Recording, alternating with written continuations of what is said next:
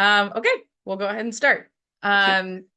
So my name is Courtney Wingard. I am a crew member aboard Freya. She is an Aerodyne 43, and owned by Jonathan Cruz. And although he wasn't aboard during this particular race, so and normally aboard Freya, I either do spinnaker trim or regular trim or bow, are the three primary positions that I do. Going back to the possession point race. So first of all, the weather. The weather was terrible for something to of this magnitude. I think the only thing that would have been worse is if it was dark, towards night. But the winds were gusting over 30. The wave state was confused and as you can see in the photo, many whitecaps. And I think we had sustained, correct me if I'm wrong, Margaret, but I believe we had sustained of anywhere from 20 to 25 knots of wind with gusts over 30. Yes, the Um, highest recorded gust we saw was 38. So, yeah. mhm. And typically on board Freya, we'll sail anywhere from with a crew of seven to anywhere, for some and sometimes 10. In weather like this, ideally we would have sailed with eight to nine. 10 would have been better, but it was an experienced crew. It was our normal crew, minus a couple of people and Jonathan, obviously. But we had six. So not only were we shorthanded, but we felt we could handle it, and we were. We were being very safe. One of the things we always do is we've got a handheld radio up on deck with us, and then we've got the main radio down below. Um, and especially in weather like this, we try always to keep an ear out for the channel 16. We dual monitor the radio below. So the handheld we have on deck does not dual monitor. So we always have that turned to the race committee. And then the one below is turned to channel 16, dual monitoring the race committee. So when we heard static, we heard something going on. One of us, I believe it was our pit, shoved their head down into the cockpit. I believe that might have been, it was either Katie or Travis who would have been in that area. Put their head down in the cabin, heard the Mayday call. And then we ran down there, listened further, got coordinates. And then at that point, we had actually also been pulling our spinnaker down anyway, because the wind was getting too much and we wanted to be in control while approaching the mark. So we had doused the spinnaker already. That's when the Mayday came. We took the coordinates down. We came up to our AIS system and realized that we were very, very close. We did see a couple of boats up in trouble up ahead. One had broached quite significantly. I know or not absolutely, but I know Annapurna behind us was having some trouble because the wind was all over the place. So we weren't sure who it was. We didn't realize at first it was blue. We just heard that there was crew in the water, and that the vessel had lost sight of them. So we started working on a plan to slow the boat down. We weren't sure where they were. We started a search pattern. We kept the mainsail up. We did not deploy the jib. So we kept the mainsail up for momentum.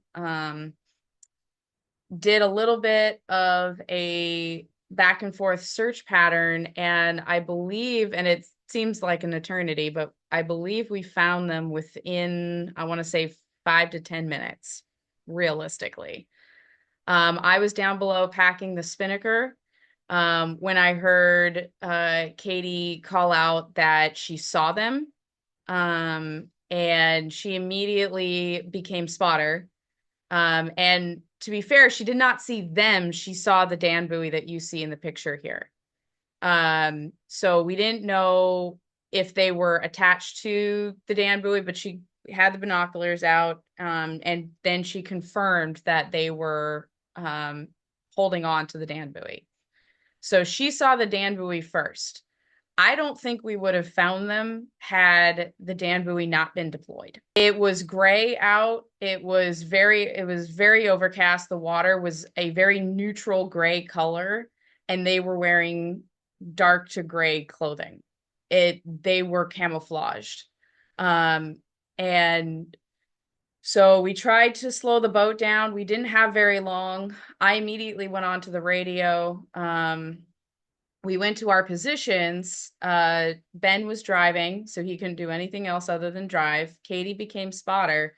I became the coordination point where I was on the radio with the Coast Guard, and we had reported that we had visual.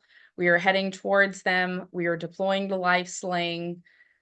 And we were probably within a few minutes of them. And when we found them, our Freya was going probably 12 knots of boat speed, which is very fast. And by the time we got to them, we were talking about lowering the main. We were trying to lower the main, but at that point, we had 4 people to sail the boat. And the main, as you can see, is all the way out. So we were in the process of lowering it, but also in the process of trying to keep them in visual. We also saw smoke and lodos coming in, because once we had reported the position, we were, when I went on to the Coast Guard, I was Coast Guard. This is sailing vessel Freya, sail number 2. We are in this position. We have caught visual of the crew overboard, and we are proceeding to their position. And at that point, everybody could see where we were on AIS and converge. And that's when we saw smoke and Lodos. Lodos had seen, and I don't remember, I was talking with Lodos. I don't remember if they had a handheld, but they were also underhanded. So they were not able to either call out to us to say they had it, but as the picture shows, there's multiple boats converging, and the priority was the safety of the people in the water, and the safety of the crew on board the rescue vessels. And so, maintaining boat control and safety of the crew, both on board and in the water, was our highest priority. And when it became clear that Lodos was in a much better position to get the crew, we came around, dropped our sails, and became the standoff vessels, not the right word, but the vessel that was ready to jump in should the need arise. So we were there monitoring. I was coordinating with the Coast Guard, saying that there was another vessel that was attempting the rescue, because we were going too fast. By the time we crossed the crew in the water, they were responsive. We were going almost 7 knots. And we asked them that we were going to attempt to make a second pass, or the vessel behind us was going to make a pass, and to not grab the lifeline. And Sheridan gave a thumbs up. She said, "Yeah, I'm not going to try to capture that." So this is a video of you in that doing that approach, and you can see the other boats smoke and the other boats coming up in the background. Yeah. And so we continued to talk to the Coast Guard. We had Blue call into us a couple of times, and We watched Lodos successfully get them on board. And then we stayed for the transfer from Lodos to the patrol boat to make sure everything went smoothly. So as you can see in the video that Lodos has their sail down. They were able to make that a much better pass. And once they were in the patrol boat and on their way to safety, we hoisted the sails. We asked the Coast Guard if we were free to proceed with the race, and they said yes. We hoisted our sails and continued on. Okay. Okay.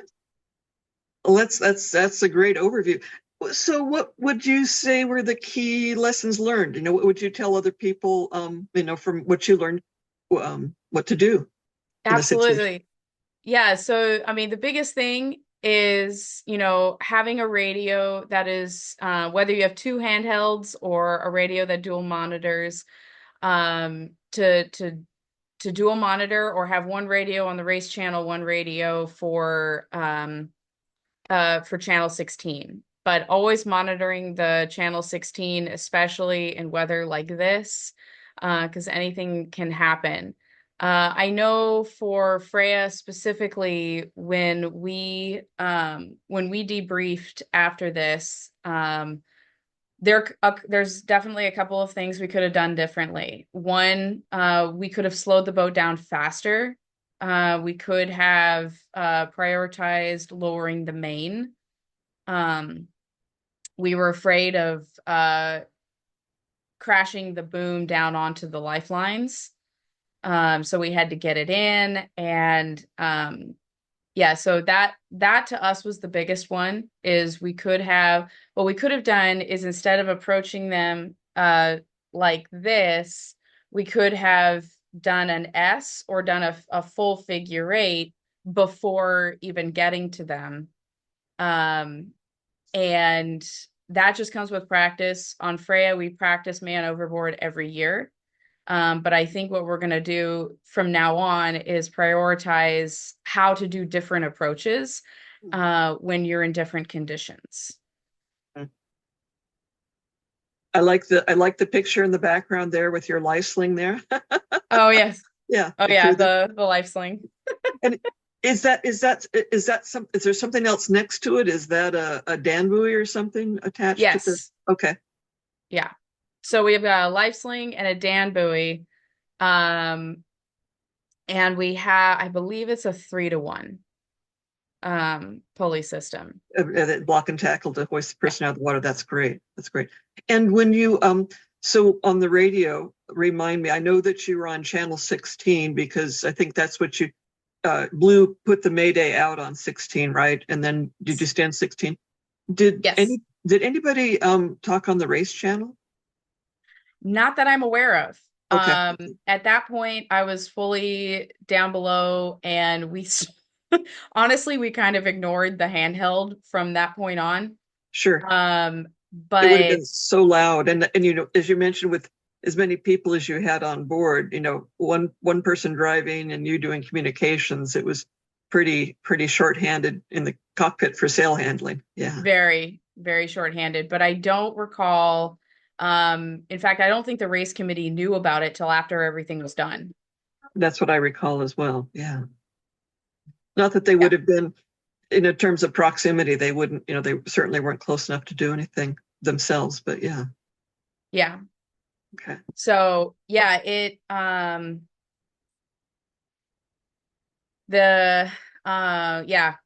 being shorthanded, the wind, you couldn't hear a single thing on the handheld. That was the other condition that I forgot to mention, is the wind itself. Mm-hmm. It becomes very, very difficult to hear anything on deck as far as a handheld radio goes, which is why we dual monitor down in the cabin, sticking our head down there so the wind is blocked and you can hear a lot better. Right. Okay. And you mentioned the search pattern you did, that you were just kind of zigzagging back and forth towards that destination. When you got the location, the last known location, did you put that in your chart plotter, or how did you figure out how to do a search pattern? We put we looked at the coordinates on AIS and realized that they were somewhere in the vicinity between us and the race mark. Okay. So we actually used the race mark as our point. Okay. And we knew they were sort of between them. We heard something about a Dan buoy, but we weren't entirely sure. So we were looking for anything that didn't look like a whitecap. Okay. Understood. Yeah, Brent, who was one of the people in the water, mentioned that when he first made eye contact with the person on the deck of your boat, that it was he said, only just a few boat lengths away, and that they were both, he was surprised to see them, and he said he could see the surprise on the person on the boat seeing him because it was like, very close before they were able to be seen. So. And that's part of why we didn't have the main down so quickly is because we saw them and it was deploy the live sling and get the boat set up into, report on the radio, get the boat set up to receive crew overboard. But everything happened so quickly that we were so close, moving so quickly, so fast that there was not a lot of reaction time, especially with only 4 crew left to sail the boat. And talking to the other boats, Lodos came in because they saw you. They saw what you were doing, and also having interviewed the captain on the ferry. The captain on the ferry had heard the Mayday call on 16 from Blue and got the latitude and longitude. So in his head, knew where the last known position was and was heading there. But as you saw from that picture taken from the video, still couldn't see the people in the water. But it was interesting the way he describes it. And there were so many fortunate things that happened. In addition to be a class 1, is a class 1 rated Marine pilot, meaning somebody hearing a latitude and longitude over the radio for him is like giving a street address. I mean, he immediately knew where that was on Puget Sound, but also he's a former sailor. And so when he described seeing a couple of boats doing figure eights and circling around each other with their jibs down, just their mains up, their sails flogging and sailing around each other. And as someone who's a sailor, he recognized that behavior on a sailboat as something's wrong, right? They're circling around here with their sails flogged. That's where they must have found the person. And so that was great because, someone who was not a sailor might not have recognized what that meant. And so what you did also brought in the ferry to eventually set up there alongside. So, yeah. So thank you for being the first boat there. Well, honestly, it's about teamwork. It's about everybody, all the boats. Like at that point, it's not about who got there first, who did what. It's about getting the people out of the water. And it was a coordination of effort. We happened to see them. We reported the position. They may not see the last known location, but they knew we were the next piece of the puzzle. They knew they could see our sail number. They could see us on AIS. So I just kept trying to, it's like, we have visual. They're only, 2 minutes in front of us. If that, here's our location, here's our sail number. And I think that really helped because the people that didn't get the coordinates, because they either didn't hear it, the wind was too loud, whatever, but they could hear where we were, and then everybody could converge. Absolutely. And even if they had heard the coordinates were of the last known position. And afterwards, they determined that the people in the water were about a third of a nautical mile away when you found them. So if somebody had been sailing to the last known position, as we saw the chance of them seeing the people in the water without the Dan buoy would have been very, very slight. So, yeah. Any other suggestions or lessons learned that you'd share? The biggest takeaway is practicing, whether you're on a racing boat or a private pleasure boat, um, know your man overboard drill. For us, because we had practiced with that team every year with Freya, we practiced man overboard every year. Everybody automatically went into their positions. As soon as the trimmer saw them, she goes, I see them, immediately pointed. That was her sole job. She did not divert from that. She did not, until they were in the hands of Lodos, we remained in our positions.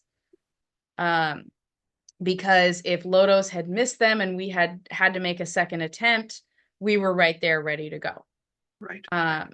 And so the spotter was the spotter. The driver became focused on keeping control of the boat, trying to lower the boat speed. Anyone else remaining on board attempted to slow the boat down as much as possible, get the boat under control safely.